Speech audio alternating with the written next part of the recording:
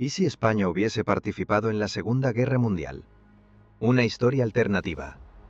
Octubre de 1940. En la estación española de Hendaya, el tren se detuvo, y de uno de sus vagones descendió Adolf Hitler, seguro de sí mismo y convencido de que la partida estaba prácticamente decidida. Francia había caído, y Reino Unido estaba maltrecho tras Dunkerque, se aferraba a su supervivencia, lamiéndose las heridas de una derrota que parecía irreversible. Europa entera parecía inclinarse hacia un solo lado del tablero, y solo quedaba una pieza por mover: España. Para Hitler, la entrada española en la guerra era casi inevitable. Pero Franco no llegó a Hendaya para suplicar, llegó para exigir. Como compensación, Franco reclamó Gibraltar, el control de las colonias francesas del norte de África, parte de la flota francesa y además suministros esenciales que iban más allá de lo militar, grandes cantidades de comida y petróleo. Franco era consciente de que si España entraba en la guerra, la Royal Navy cerraría el mar y una nación devastada por la guerra civil no podría sobrevivir sin apoyo exterior. En la historia real, Hitler se negó. Las exigencias eran demasiado altas y peligrosas. Pero en esta versión alternativa, aceptó. Con esa firma sellada en Hendaya, un simple papel cambió el rumbo del mundo y torció para siempre el destino de Europa, marcando el inicio de una guerra que España no solo presenciaría, sino que protagonizaría. España entra en la guerra. La operación comenzó de inmediato, sin declaraciones solemnes ni largos preparativos. La maquinaria bélica española se puso en marcha sin pausa, y Portugal, aliado histórico del Reino Unido, se convirtió en el primer objetivo. Las tropas españolas cruzaron la frontera portuguesa, mientras la Wehrmacht apoyaba el avance. La resistencia enemiga fue breve, en parte porque Reino Unido apenas envió ayuda, ya que portugueses y españoles son pueblos hermanos sin ninguna enemistad. Lisboa simplemente rendió sus ejércitos para evitar la sangría, y Portugal cayó en pocas semanas, consolidando rápidamente el control sobre la península ibérica occidental. Al sur, las tropas españolas rodearon Gibraltar, mientras la Luftwaffe bombardeaba posiciones clave día y noche, llenando el aire de humo, fuego y ruinas. La Royal Navy respondió desde el mar, intentando sostener la plaza, pero las baterías costeras y la aviación enemiga obligaron a la flota británica a retirarse. El peñón cayó mucho más rápido y con mayor facilidad de lo que nadie había previsto, humillando a un enemigo que durante siglos había considerado esa fortaleza inexpugnable. Por primera vez en la historia moderna, Gibraltar dejó de ser británico. En España estalló la euforia. Banderas ondeaban en los balcones, las calles se llenaron de desfiles militares y la propaganda celebraba la gloria, el destino y la grandeza recuperada. Pero la celebración duró poco, porque la factura de la guerra llegó enseguida, recordando que ninguna victoria se obtiene sin sacrificio y que la expansión territorial traía consigo un precio invisible y creciente. Hambre y sangre. El bloqueo naval británico se activó, comenzó a hacer estragos en España, y en cuestión de semanas, el país se sumió en una hambruna que afectó a millones de personas. Los suministros prometidos por Hitler no cumplían ni en cantidad ni en calidad con lo que se había acordado, y la población pronto sufrió las consecuencias de una guerra que había llegado a sus fronteras. El descontento social, latente desde hacía años, resurgió con fuerza, y las guerrillas volvieron a operar en las montañas y ciudades, reabriendo viejas heridas que creían cicatrizadas. La respuesta del régimen fue inmediata y brutal: ejecuciones masivas, represión total y castigos ejemplares para quienes osaban desafiar la autoridad. España ganó territorios y posiciones estratégicas, pero lo hizo a un precio que iba mucho más allá de la guerra. Mientras las fronteras se expandían, el alma del país se veía fragmentada y consumida por la violencia, el miedo y la desesperación. El Mediterráneo cambia de dueño. Con el estrecho de Gibraltar bajo control del Eje, Reino Unido perdió su ruta más valiosa hacia sus colonias. Los convoyes aliados tuvieron desde entonces que rodear todo el continente africano, enfrentándose a viajes de más de 30 días que estiraban la logística hasta el límite y hacían cada envío extremadamente vulnerable. Temiendo que la situación se volviera irreversible, los británicos ocuparon las Islas Azores, conscientes de que si caían en manos del Eje y se utilizaban como bases para submarinos nazis, la guerra naval se pondría en grave riesgo. Sin embargo, había algo aún más crítico.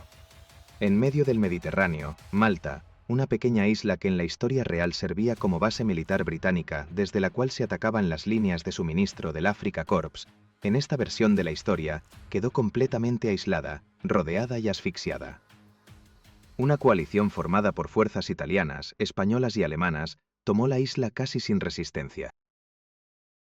Lo que parecía un punto diminuto en el mapa terminó convirtiéndose en una pieza decisiva que cambió por completo el destino del norte de África, asegurando rutas de suministro para el eje y debilitando irreversiblemente la posición británica en el Mediterráneo.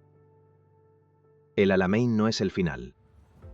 Con la caída de Malta, el Afrika Korps logró recibir suministros de manera continua, sin las interrupciones que antes limitaban su avance.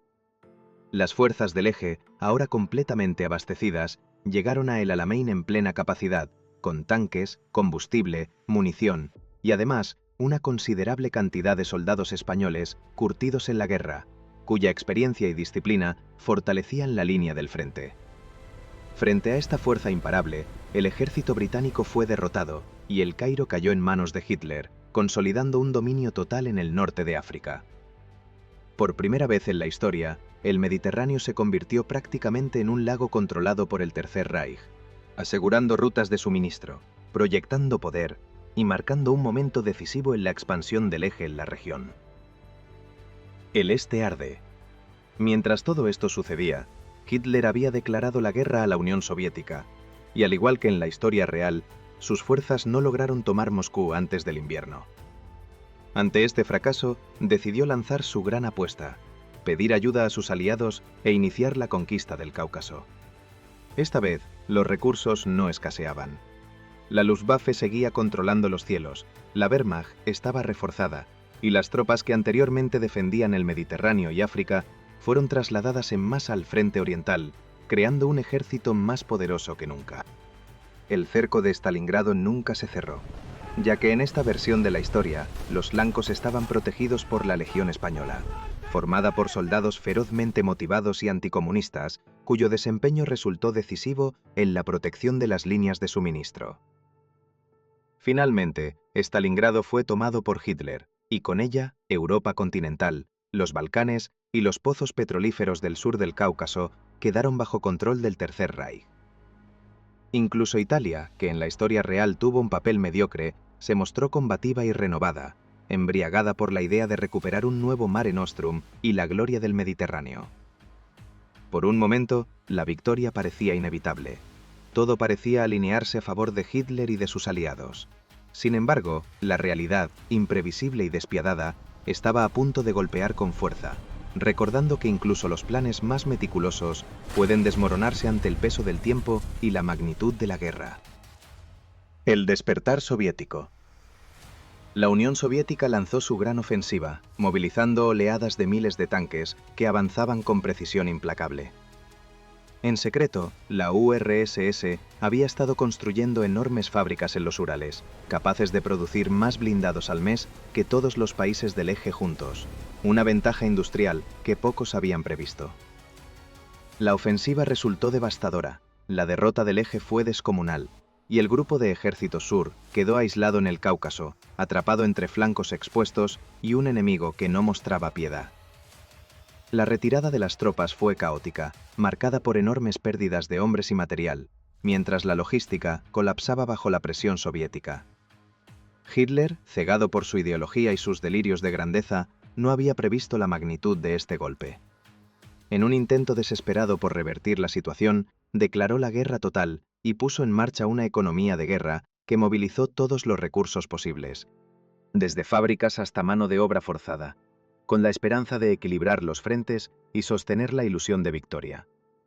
Sin embargo, a pesar de estos esfuerzos, el mundo aún guardaba una sorpresa que cambiaría para siempre el rumbo del conflicto. Pearl Harbor. En diciembre de 1941, Japón atacó Pearl Harbor, y como consecuencia directa, Estados Unidos entró en la guerra. Para los aliados, aquella decisión supuso un soplo de esperanza en un conflicto que parecía inclinarse peligrosamente hacia el eje. Para Alemania, Italia y España, en cambio, Estados Unidos no era más que una potencia lejana, un gigante industrial que necesitaría años para movilizarse y convertir su economía civil en una maquinaria de guerra efectiva. Durante los meses siguientes, el frente soviético entró en una fase de aparente estabilidad. Tras años de avances y retrocesos, las líneas apenas se movían y la guerra parecía congelada en un equilibrio precario. La industria alemana conseguía resistir gracias a una aviación que aún mantenía la superioridad aérea en amplias zonas del frente, dificultando los bombardeos aliados sobre los centros industriales.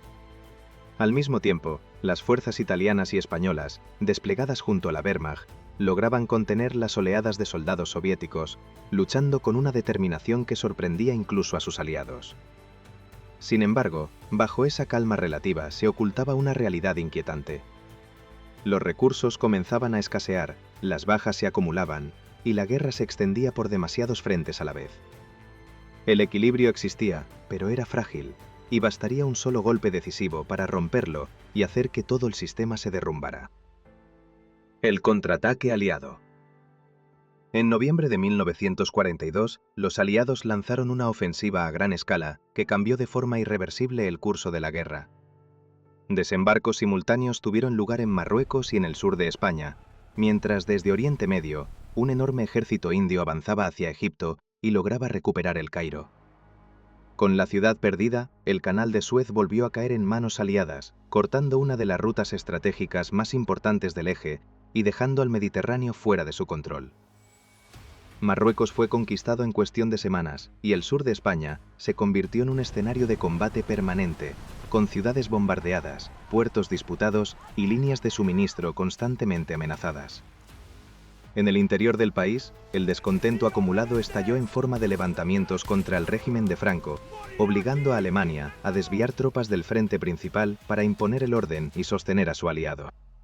Agotada y dividida, se transformó en un campo de batalla donde la guerra ya no se libraba solo contra ejércitos extranjeros, sino también en las calles, montañas y bosques.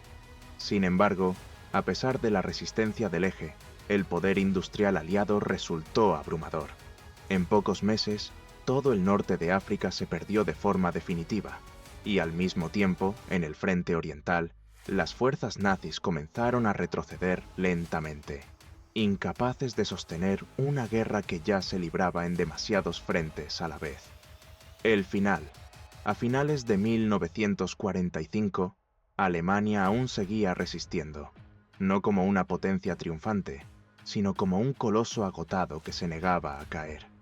Sus ciudades habían sido reducidas a extensos campos de escombros por años de bombardeos, pero la guerra no había terminado. Bajo tierra, ocultas en túneles excavados en montañas y minas reconvertidas, las fábricas alemanas continuaban produciendo armas y munición, manteniendo con vida un conflicto que parecía no tener fin. Ante este panorama, un desembarco en Normandía fue descartado. El coste humano sería descomunal y el resultado incierto. Todo indicaba que la guerra se prolongaría durante algunos años más, consumiendo recursos, ejércitos y naciones enteras. Fue entonces cuando, en diciembre de 1945, los aliados tomaron una decisión que cambiaría el curso de la historia para siempre. Un único bombardero despegó en una misión secreta, poniendo rumbo a Berlín. En su interior, transportaba un arma completamente nueva, concebida no para ganar batallas, sino para terminarlas. La bomba atómica cayó sobre la capital del Tercer Reich y en un solo instante, todo llegó a su fin. Alemania capituló, el régimen nazi desapareció y Adolf Hitler murió con su imperio reducido a cenizas. El mundo sobrevivió a la guerra, pero pagó un precio imposible de calcular. Desde aquel día, la humanidad había demostrado que poseía el poder de destruirse a sí misma. Y nada, ni la victoria ni la paz, volvería a ser igual.